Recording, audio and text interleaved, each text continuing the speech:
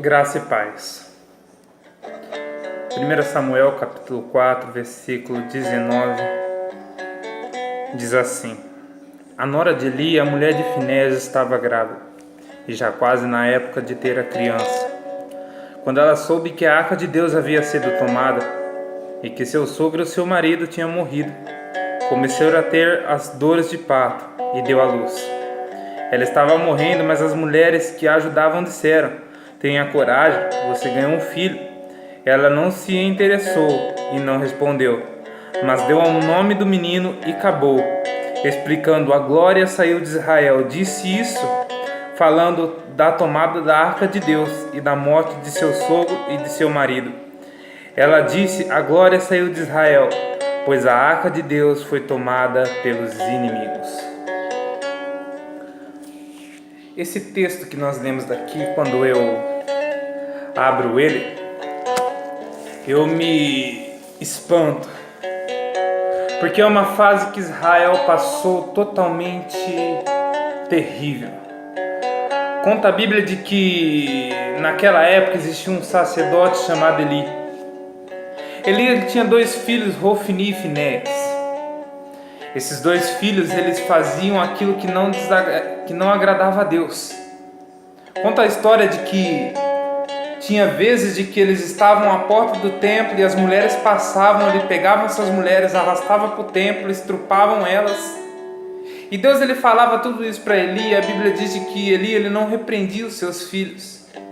Eli ele não corrigia seu filho, e Deus ele vivia repreendendo ele, dizendo: Olha, faça, porque eles não estão me agradando.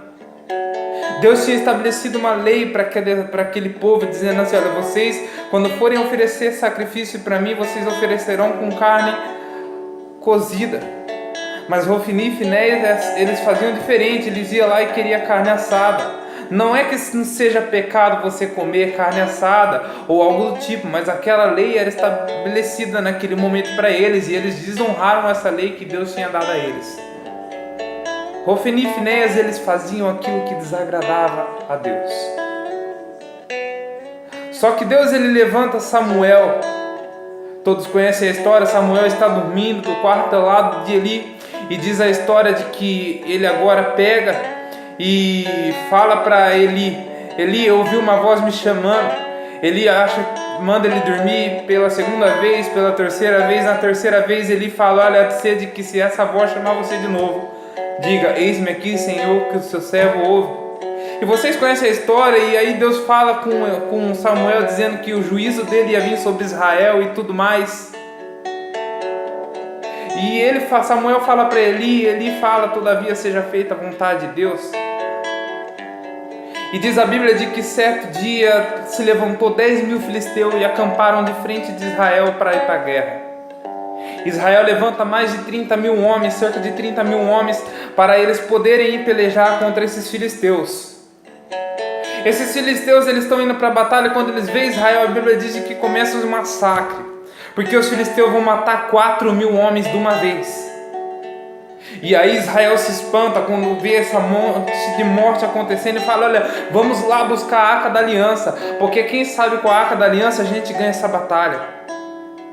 Hofni e Finéias vêm junto com a Arca da Aliança, e eles, quando colocam a Arca da Aliança, a Bíblia diz que Israel dá um brado tão grande que os filisteus dizem: Olha, parece que os deuses desceram no meio deles. Os filisteus ameaçaram talvez ali ir embora, correr, porque eles sabiam que quando a Arca da Aliança estava no local, não tinha como eles perderem a batalha. Mas mesmo assim os filisteus falam: Não, vamos temer e vamos guerrear. A Bíblia diz que foi um morticínio terrível. A Bíblia nos conta de que 30.000 homens de Israel são mortos, mesmo com a Arca da Aliança presente. Foge um. Esse um que foge, ele vai para Israel. Quando chega em Israel, ele começa a dar as boas novas, dizendo assim: Olha, houve um grande morticínio entre o povo. Hofni e Finéias foram mortos, e a Arca de Deus foi tomada, foi roubada de Israel. Eli, quando ele fica sabendo disso, de que Hofni e Finéias morreu e que a Arca de Deus foi roubada, a Bíblia diz que ele cai da cadeira para trás e quebra o pescoço. O que vai me chamar a atenção aqui nessa tarde, onde eu estou ministrando para vocês, é que eles estavam com a Arca da Aliança, que simbolizava a presença de Deus, mesmo assim perderam a batalha. Isso me levou num pensamento tão lindo, porque faz imaginar que pode ser a nossa vida. Quando Satanás nos tenta, ou quando Satanás vem e nos afronta, aí a gente quer dar uma de crente na hora da afronta, na hora da batalha, na hora da luta, na hora da guerra. A gente mostra que anda com a Bíblia, a gente canta louvores, a gente ora na hora, mas quando estamos passando aperto, porque quando nós não estamos, a gente faz aquilo que não desagrada a Deus.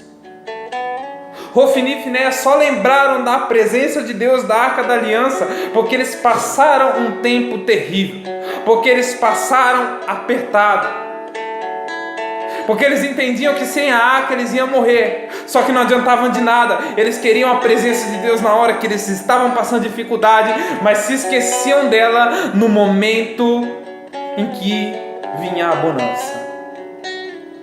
Isso me faz olhar para vocês e dizer: olha, não lembre somente de Deus quando você está passando dificuldade. Não lembre somente de Deus quando você está passando uma luta ou uma prova. Não lembre de buscar a Arca da Aliança, que representa a presença de Deus, no momento que você está passando dificuldade. Busque a presença de Deus enquanto você está passando bênção, enquanto você está passando vitória, antes que venham os dias maus, porque quando vinham os dias maus,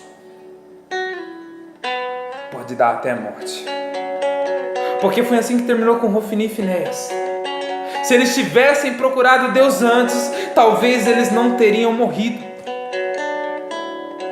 E eu pergunto e questiono: onde está a tua fidelidade com Deus? Não espere Deus te entregar nas mãos dos inimigos para você voltar a servi-lo.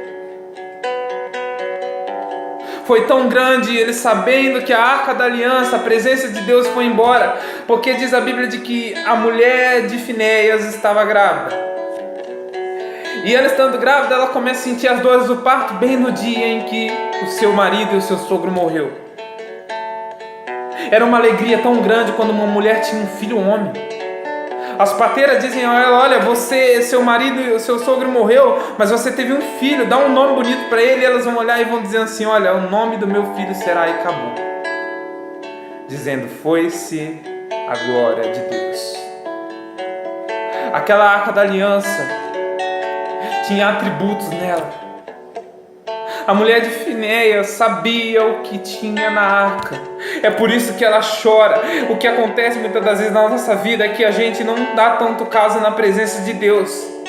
A gente acha que porque perdeu a presença de Deus, tá tudo sossegado, tá tudo tranquilo. Não, quando a gente perde a presença de Deus, a gente perde o vaso de ouro que estava dentro da arca. Gabriel, que representa o vaso de ouro com o maná. O maná representa a palavra de Deus. Quando a Arca da Aliança vai embora das nossas vidas, a palavra de Deus vai embora, porque a gente não dá mais importância, a gente peca e a palavra já não faz mais efeito, porque a gente está longe da presença de Deus. Vai embora o vaso de ouro é o dom do Espírito. Pessoas que falavam em língua estranha não falam mais. Pessoas que tinham dom de revelação não tem mais. Pessoas que tinham dom de cura já não tem mais, porque a presença de Deus está fora da vida dessas pessoas. Quando vai embora a Arca da Aliança, vai embora a vara de Arão que tinha florescido. A vara de Arão representa Jesus Cristo, a oliveira verdadeira. E nós, jambuzeiros bravos, que fomos dele enxertados. A gente estamos junto com Jesus Cristo, a oliveira verdadeira, mas quando saímos da presença de Deus, perdemos a oliveira verdadeira. Paulo fala: olha, eis que o machado está posto sobre a raiz, e a árvore que não dá fruto será cortada. Não espere que haja essa separação entre o trigo e o joio. Não espere você ser cortado para buscar a presença de Deus. Quando a Arca da Aliança vai embora as tábuas da lei. As tábuas da lei são as coisas que as pessoas não querem ouvir. Porque quando a Arca da Aliança vai embora, você já não dá mais importância quando alguém aponta o dedo na tua cara e diz: você está em pecado, saia dele. Quando você cai em fornicação, você não quer mais saber da pessoa olhar para você e dizer: olha, você está errado, você está em pecado, se arrepende. Você não quer mais saber quando você está no ato de adultério e alguém te aponta o dedo dizendo: olha, se arrepende porque você está errado. Não tem mais quem pregue, não tem mais quem ensine quando a presença de Deus vai embora da sua vida. Quando a arca da aliança vai embora os querubins que estão em cima da arca, os anjos, vai embora o guarda de Israel. Você vai esperar o quê? Você ficar sozinho? Você ficar sem a presença de Deus? Mas queridos, eu quero dizer para vocês, talvez você está vendo esse vídeo e está dizendo: olha, Gabriel, a minha vida está assim. Eu busquei somente a Deus quando eu precisei e agora está tudo desmoronando ao meu lado. Eu não sei o que fazer porque a arca da aliança, a presença de Deus saiu da minha vida. Porque a presença de Deus saiu da minha vida, porque o pecado tirou isso de mim. Eu tenho um detalhe para te dizer: se o pecado fez com que você se afastasse, é hora de recuperar a arca da aliança. Passa-se um tempo e vem Davi. Davi, quando ele vem, conta a Bíblia Sagrada de que ele olha para o reino e ele vê que a arca da aliança não está lá. O que Davi faz? Ele vai e recupera a arca da aliança dos filisteus. Porque ele entende que sem a presença de Deus não tem reino.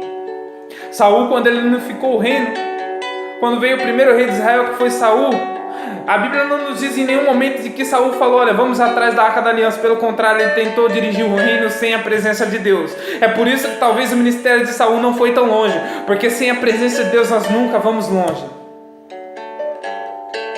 Mas Davi não. Davi, ele entendia que sem a presença de Deus não tinha como ir para frente. É por isso que ele foi atrás da arca da aliança.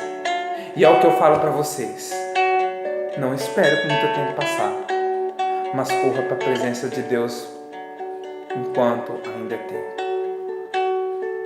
Enquanto ainda você tem chance, enquanto ainda você tem escolha, não fique longe da presença de Deus, mas busque ela com forças dia